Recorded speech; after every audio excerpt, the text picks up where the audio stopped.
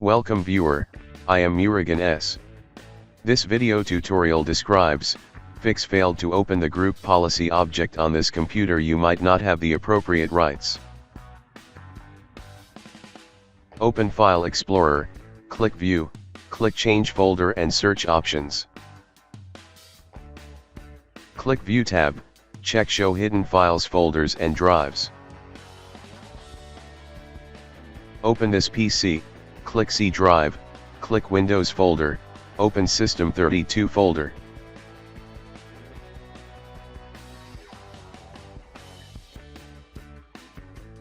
Open Group Policy folder. Rename to machine.old.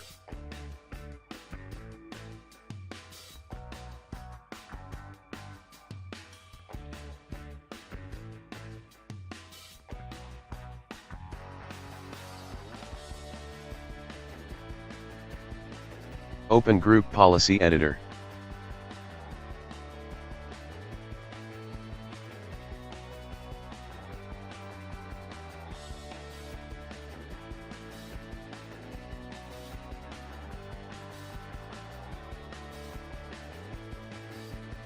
I hope this video tutorial helps to you.